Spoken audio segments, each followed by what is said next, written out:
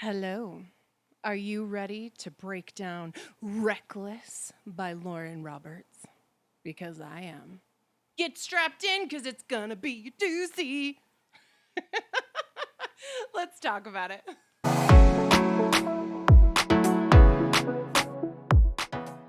got a new microphone, you guys. That's why I'm like really excited. I'm a little hyped up right now because I got a new microphone and the audio sounds so much better than previous videos. So my ADHD is a little high. I'm a little excited, but you know, it's all good. So today we are talking about Reckless by Lauren Roberts. If you have not watched my video reviewing the first book in this series, Powerless, I will link it in the description below. I want you to go watch that video. Of course, like it. Then you will have an idea of what you're about to get into because I have thoughts. I have pages of thoughts. So we're going to talk about it. We're going to break this down into 3 different sections. First is going to be character. I'm going to talk about characterization for all the different characters in the book, how I felt like things worked, how I felt like things didn't work, and kind of breaking down the relationships. Second is going to be plot. Same thing, we're breaking down the plot, what worked, what didn't. Third is going to be the writing style. This is to help me so that I don't get lost and confused in my ADHD brain and just randomly say things. Okay, so first is character. This book is told from the perspective of 3 different characters. First, we have Peyton, who is the main character. We have Kai, who is the secondary main male character. And then we definitely have a secondary or tertiary character, Kitt. We get their 3 perspectives throughout the entire book. Now, Kitt gets the least amount of the 3, but we'll get to him. So first, we're going to talk about Peyton. Peyton is supposed to be this incredibly intelligent, well-rounded, self-sufficient, street smart, really like picks up on stuff real fast kind of character. It was established that way in the first book. The end of book 1, she finds out that Kai did away with her father, and she does away with the current king, who is Kai's father. So they're kind of on equal footing at the beginning of book 2. At the end of book 1, Kai tells her, I will give you 3 days. 3 days to get out of Dodge before I come after you, and I will have no mercy. And so she's like, okay, peace, I'm out. At least you think she did that. At the beginning of book 2, we have this supposedly very intelligent, smart character. She has 3 days to get out of town, and she doesn't leave. She doesn't leave town. What did you say? She is the most wanted citizen of the country at this moment, and she stays in the freaking town. Do we have any idea how she stayed hidden for 3 days? No. Do we have any idea what she did in those 3 days? No. We just know it's been 3 days. And she's still in town. Not only is she still in town, she's at her house.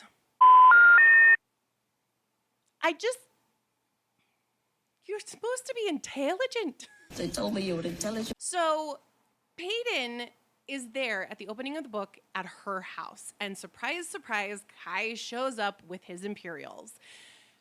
Now, this is kind of where I feel like Lauren didn't really know what to do with the characters. She knew she had to get a specific item out of the house, and she had to get Peyton back on the road. But I feel like she felt forced to make the Kai and Peyton interaction happen really early in the book.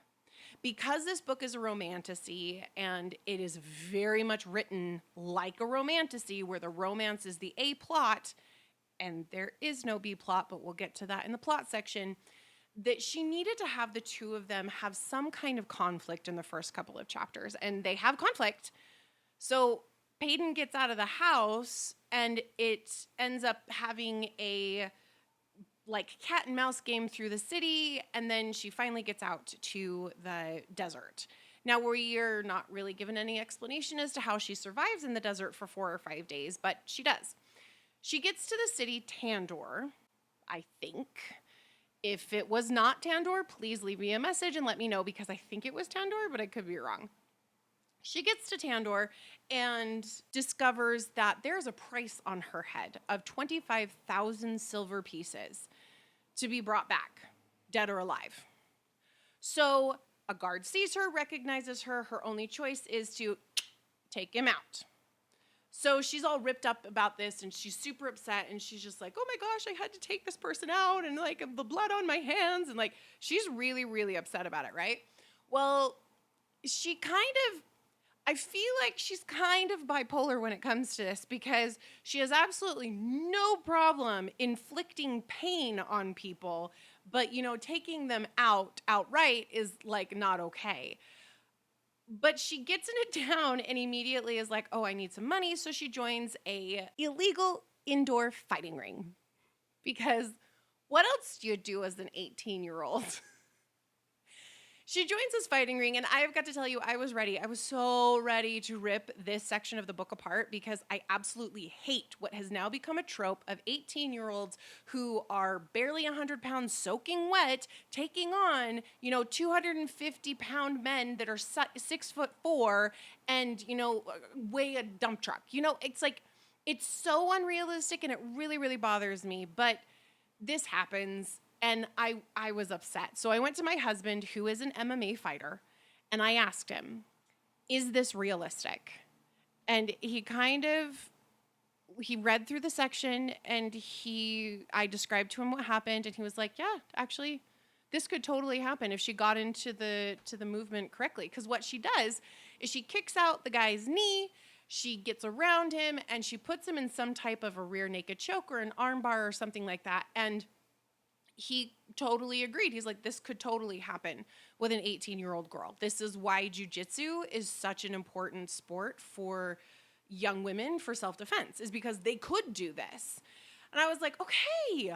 Oh, well, that's so nice, because that doesn't happen very often. So I don't know if Lauren Roberts did her research, and so she figured out that that's the way that this was, but I'm very thankful that this wasn't just another one of those girl boss impossibilities that we're just supposed to pretend is possible, because in reality it's not. So she gets into this fighting ring. Kai, of course, shows up with his Imperials, and they are there together fighting. And the way that it's discovered who she is through her hair. Yep, you heard that right. She never cut her hair. Her most distinguishing feature of her entire body, the long silver hair that she has, she never cut it. Ever.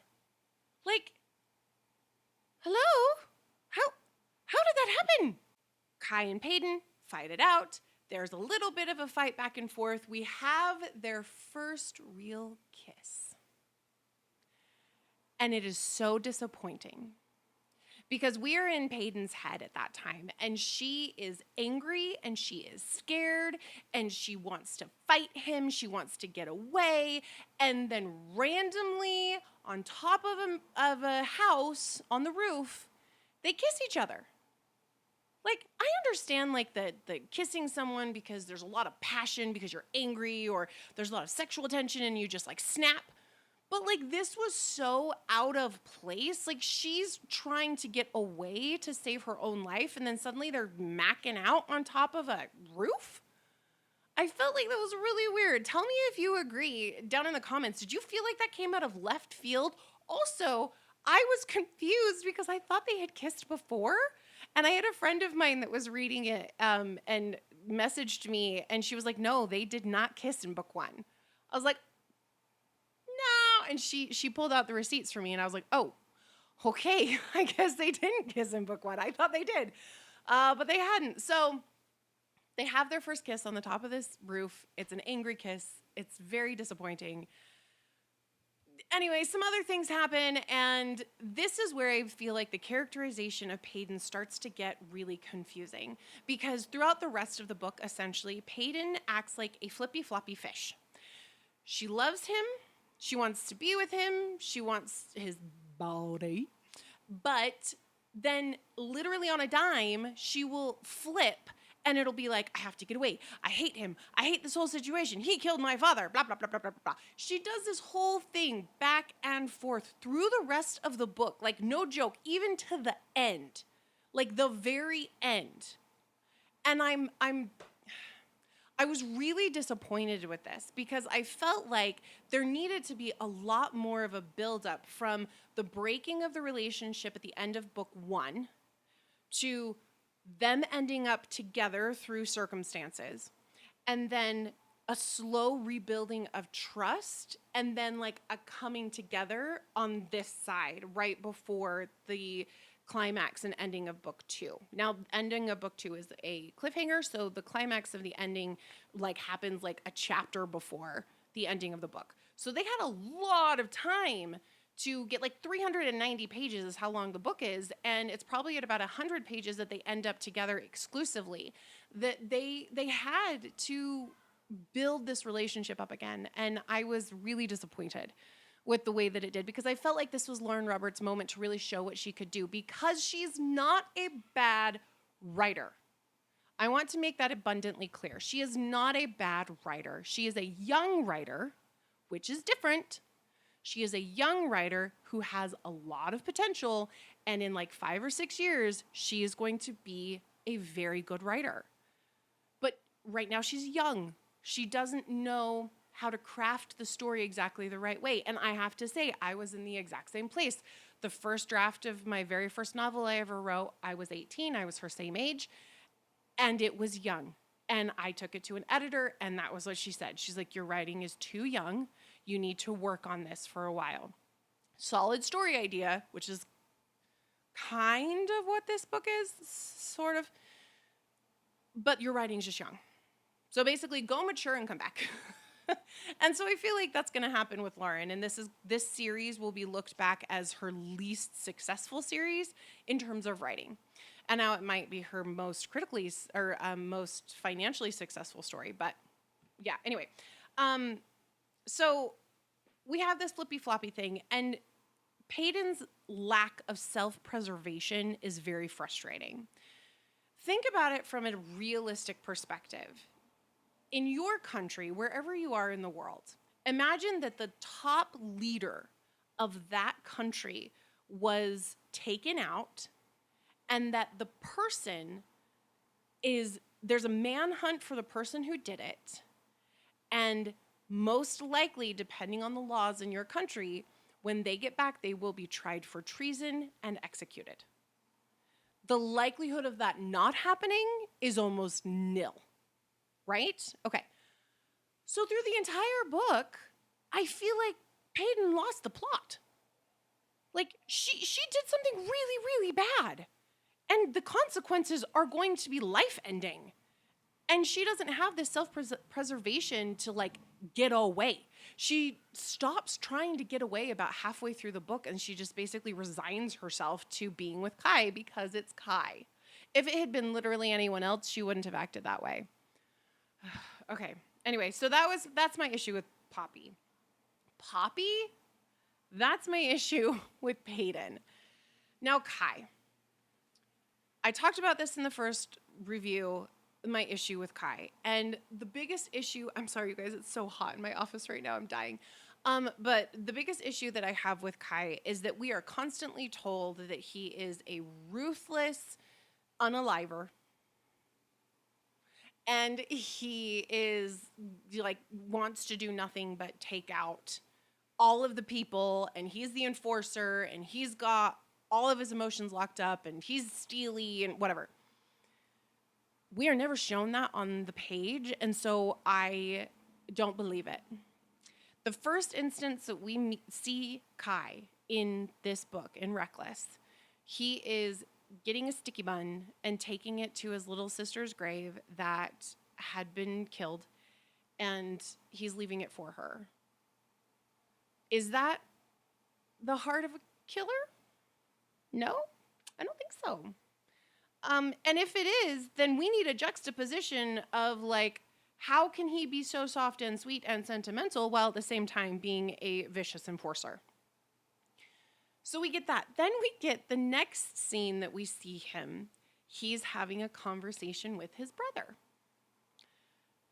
Maybe not the next scene. It's a couple of scenes in. But like, we get this scene with his brother Kitt that is written in such a weird way. It's written almost more like it's a confrontation of lovers than it is like there's so many like gazes and like shadows over the eyes and hesitations and trying to figure out and suss out what the other person is feeling, and you know, this awkwardness of like, I don't know how to talk to you anymore, and like it's so in their feelers that as men, I legitimately was wondering, is this turning into like an incestuous, like homoerotic romance? Because that would have been such a twist to this book. Like, holy cow, nobody would have seen that coming at all. But in all seriousness, the way that she wrote that scene, it really, really bothered me. I have 3 boys. I have 2 brothers. I have many, many male friends because I never clicked with girls growing up. And I never saw them act that way. Be vulnerable, absolutely. But act like, almost like women in their emotions? I was like, no. Like, this is how I imagine the scene would have actually gone if it had happened with my boys. Kai would have come in and been like, dude, what is wrong with you? You're having a nervous breakdown. This is not okay.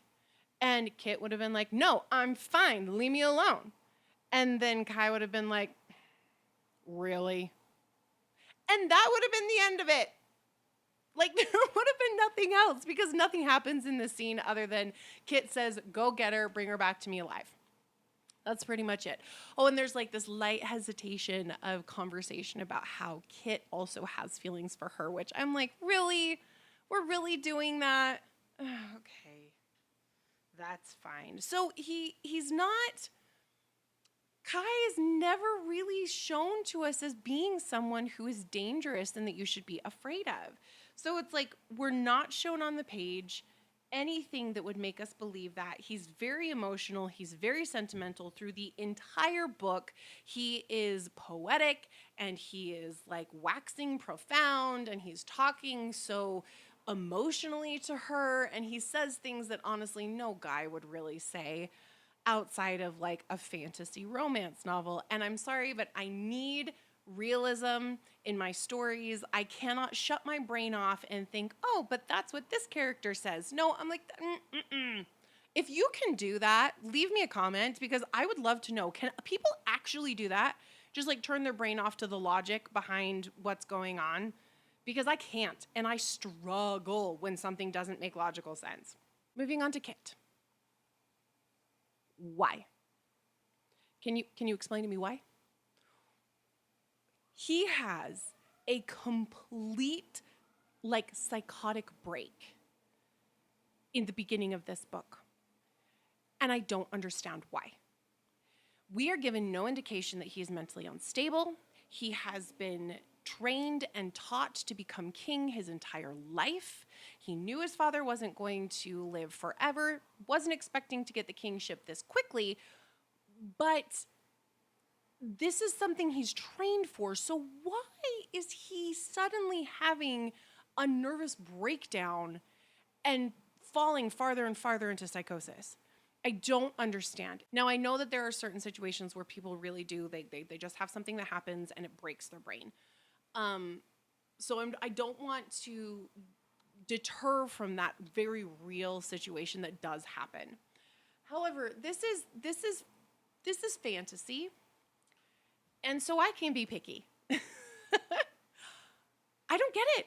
I really don't get it. I don't understand why Kitt is like going into this place in his mind and that nobody is pulling him out. He has advisors. He has friends. He has his little brother that is there, and they non-existent apparently.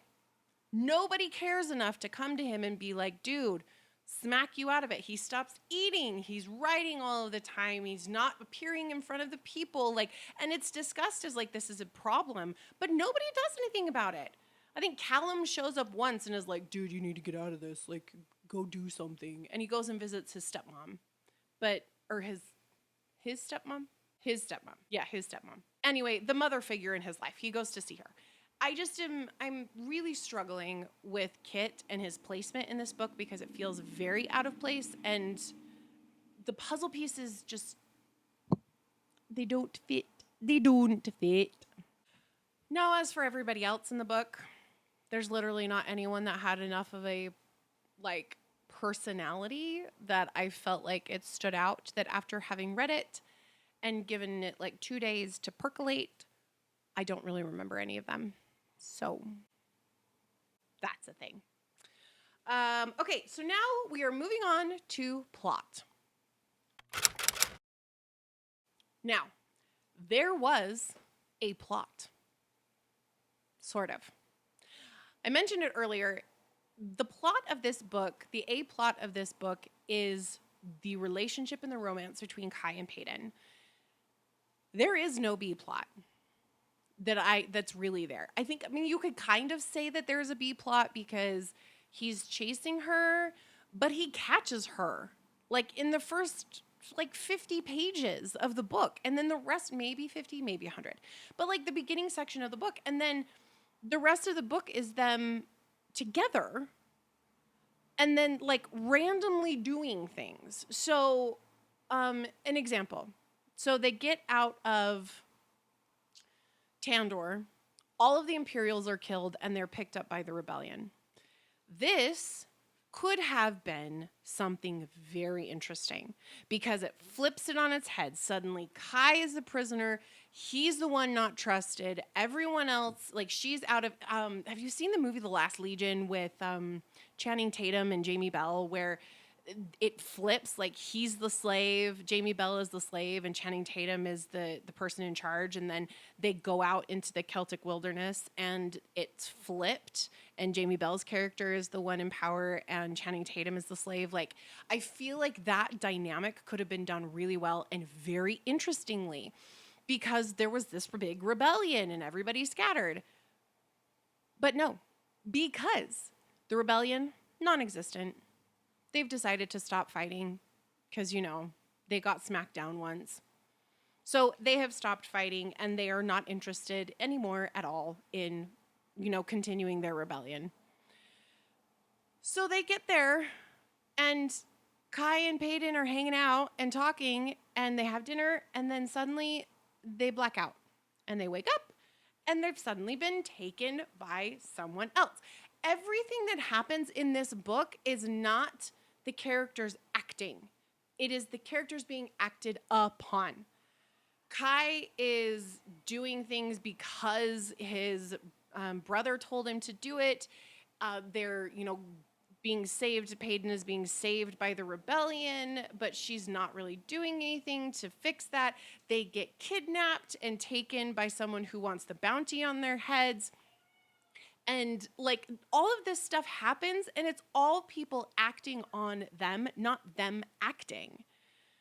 You know what I mean? And it's really frustrating from a plot perspective because it doesn't feel like either of the characters are empowered, and it's very wandery and listless. At one point, there's a flood and they almost drown. Peyton gets out, Kai does not. And Peyton goes back in to get Kai. While Kai was down there in the water, he somehow manages to get a chain with shackles on it that are open. They get out of the water. They've both just about drowned to death. And Kai shackles Peyton to him. What? Why?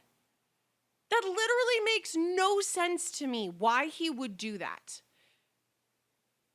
Okay.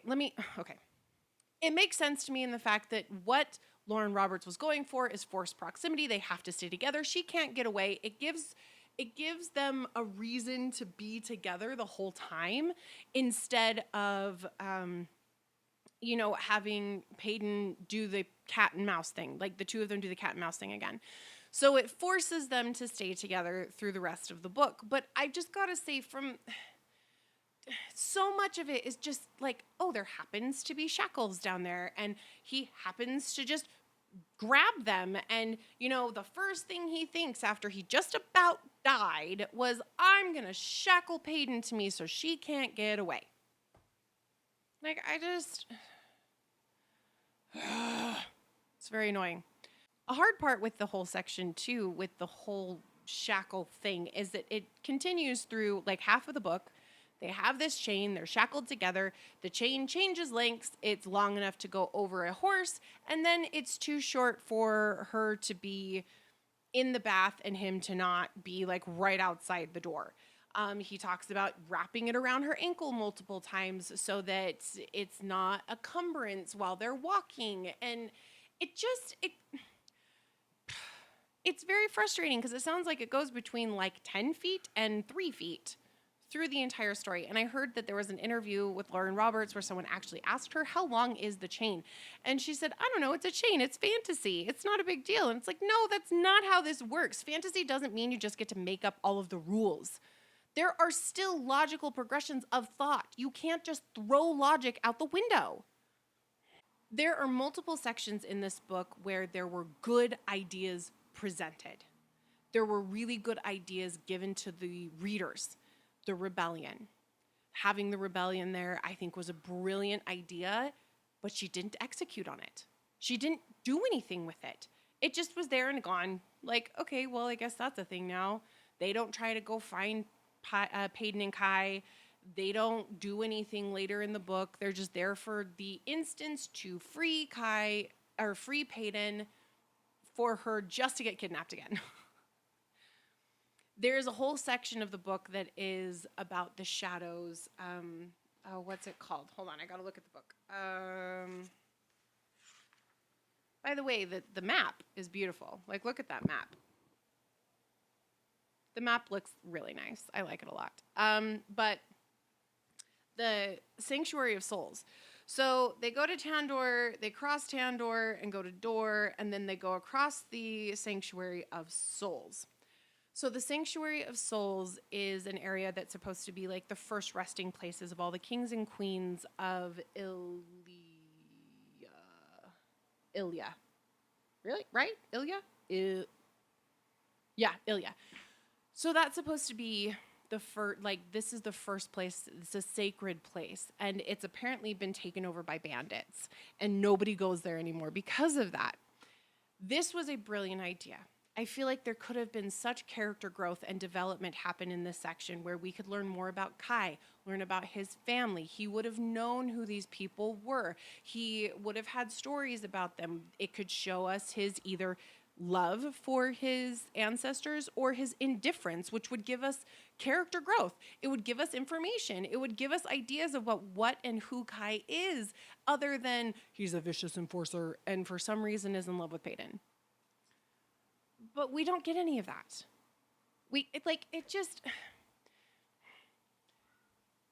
Beautiful descriptions. There are some great moments in there in terms of like writing and describing what's happening, but the execution of doing anything cool with it was just a no.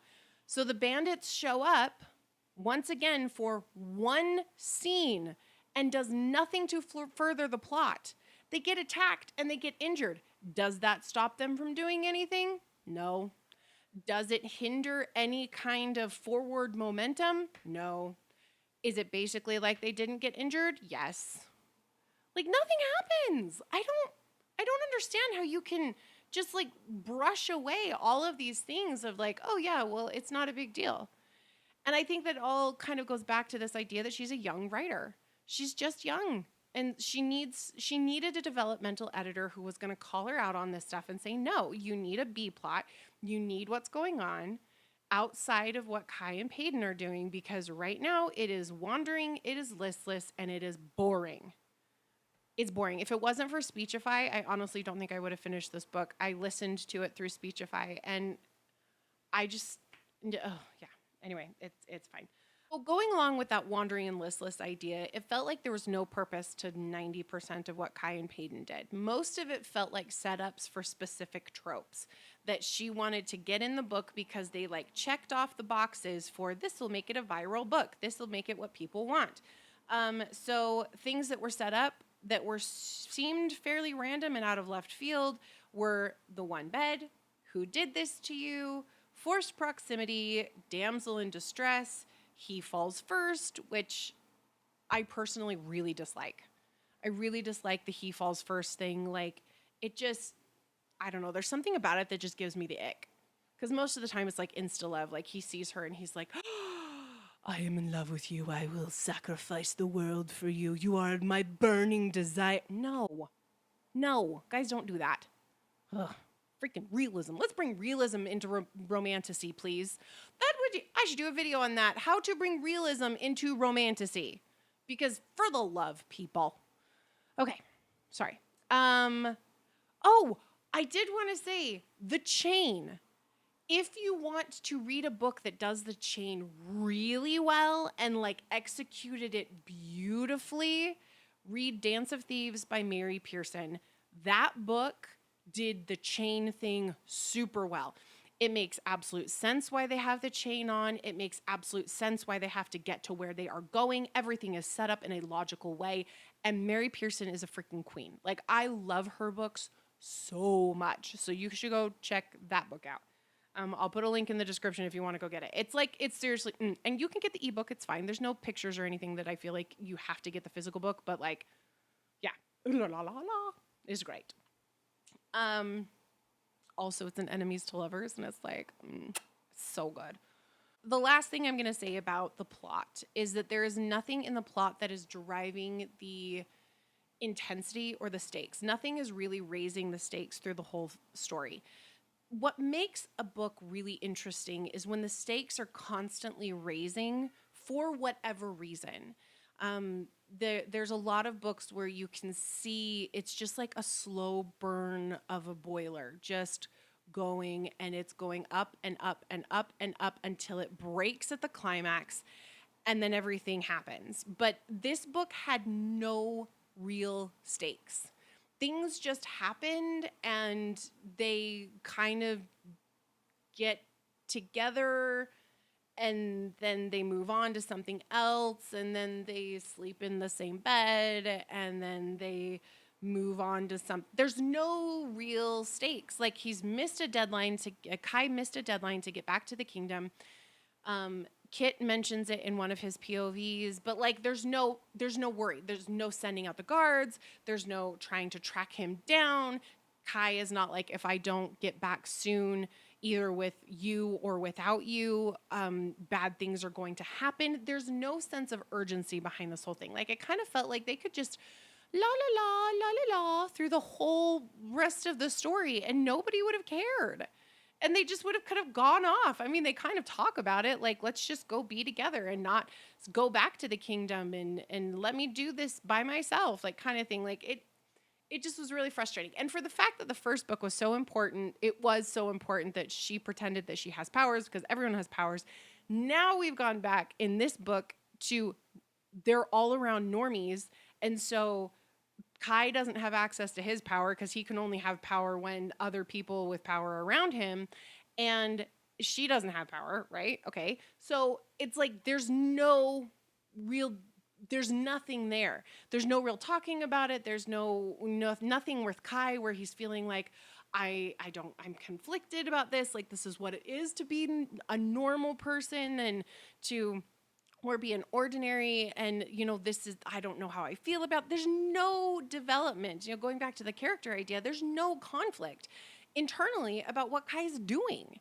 And it's really weird that he wouldn't have this really strong internal conflict about what's happening at that time with his feelings for Peyton and everything. So yeah, I feel like Lauren did a really good job setting up specific scenes and then writing beautiful scenes that had no business being where they were. Example, at the very end of the book, there is a scene where they get to a beautiful poppy field that is apparently right outside of the castle walls, and Kai is excited to show it to her, and they have this really sweet kind of moment, and they snuggle and they make little flower crowns, and it's this really sweet little whatever moment. It felt like a little bit like the field scene in Twilight. You know what I mean? Like where she wanted to kind of create that idea, but it's so out of place because the next day he's taking her in to the king, and he's gonna, like, why does nobody care about this? I'm so frustrated. Now we're moving on to writing. Her writing style, I feel like, has a really good seed. She is young. She wrote the first book young. She wrote the second book young. She's going to need to grow as a writer for her to become what I would consider a good writer. In my opinion, other people can feel like she's perfect right now, but in my opinion, I feel like she is a very young writer and that she needs to expand and she needs to really work on her prose, because she has these glimmering moments of really fairly good lines. Like at the beginning of book, in the very beginning of this book, what chapter is this? Chapter 3. So it's page 23, and she writes, "The stars are flirtatious things, always winking down in the darkness." That's a great line. It's a really great line. And if for those who were wondering, this is how I annotate. I use the clear little plastic tags. I stopped annotating this one just because I had it on ebook, and so I started annotating in my ebook. But that was a really great line. The problem is she is not good enough at this moment to have those lines be a common occurrence. Right now, it is an uncommon occurrence, which is why it sticks out, because it's such a well-written line, but it's uncommon, and that's why I notice it. She undercuts her emotional power in her descriptors, in her emotional moments with the different characters, by then swooping in at the very end and like over-explaining. So she'll do an entire paragraph that's fairly well written out about the physical manifestations of someone's anxiety and fear, and then she'll get to the bottom and say, "He was afraid." Like, we're not stupid. We could figure that out. Like, we know. It's like she doesn't trust us as readers to be able to understand what she's getting at with metaphor or analogy or stuff like that. Like, we're smart. Don't treat us like we're stupid. It's okay. And what it does is it slows down the momentum of the story. It's like it acts like a stop sign in the flow. So you get going and then you have that line that says, "He was afraid." And it's like, stop. Okay, well, he was afraid. Why did we have that entire paragraph? We didn't need that paragraph. You could have just said, "He was afraid." You know what I mean? It's a thing that young writers do. I actually find myself doing it every once in a while because I get into the problem of like listing off all of the physical aspects of an emotion, and then I never describe the emotional aspects of what's going on. So I had an editor or a mentor once tell me that she was like, "You are literally listing off every physical thing that could happen to this person feeling anxiety, but you've never once described emotionally how she is feeling." And I'm like, "Oh, well, okay then. Oops." Okay, there was one thing. There was one thing that, and we will end on this one because this video is getting really long. There was one thing that happened at the beginning that I died. So this is something that authors do every once in a while that drives me crazy. If you have a character with inner thoughts, the inner thoughts need to stay inner thoughts. They don't need to be spoken aloud, especially if the character thinks that they are alone. The only reason the character then speaks the thoughts is because you feel like the other person needs to know who the character doesn't know is in the room, but the other person needs to know. This is the example. So in the first couple of chapters, Peyton has to hide up the chimney, just like Santa Claus, because you know. And Kai comes into the room. Kai does not know that Peyton is up in the chimney. Kai comes in and is looking around the room and touching stuff. And then he starts thinking his thoughts out loud to the empty room, like, I'm glad you're not here. If you had been here, I don't think I'd have the strength to chase you. Like, all of this stuff that I'm like, no sane person says this out loud. Nobody does this. That's not, they might make noises in like frustration in response to the thoughts, but you don't straight up say out, like, I don't go into a room and say, oh, if only my husband were here to snuggle and love, because I need to have some comfort. Like, nobody does that. Nobody does that. And in the first few chapters, it happens multiple times to both characters. And it's being used as a plot device and a character device that is just stupid. Don't do it. Use inner thoughts to be inner thoughts and actions to describe the inner thoughts in real life. So there's one point where Kai finds a soldier who has been killed by Peyton, and he comes over and says out loud, she would have buried you if she had been here. But since she's not, I guess I will. And this is completely done just so that Peyton, who is on the roof, can hear it and then not throw her knife at him. Like, she could have had that same reaction to him picking up the soldier, knowing that he never does that. The action can speak for the inner thought. You do not need the inner thoughts spoken out loud.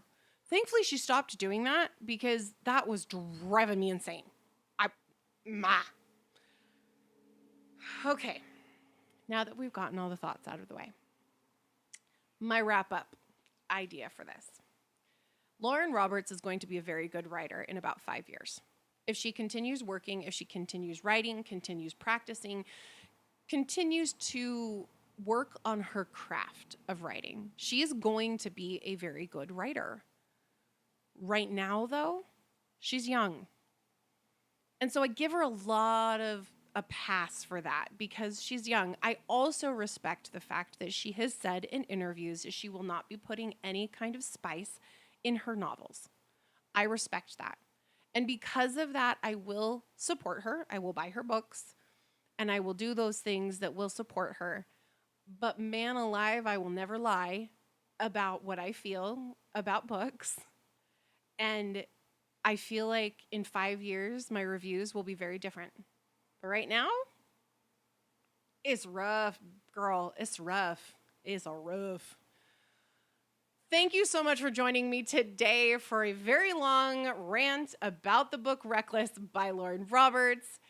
Please like and subscribe to this video if you got any value out of it. And remember, you are worthy, you are loved, and happy reading.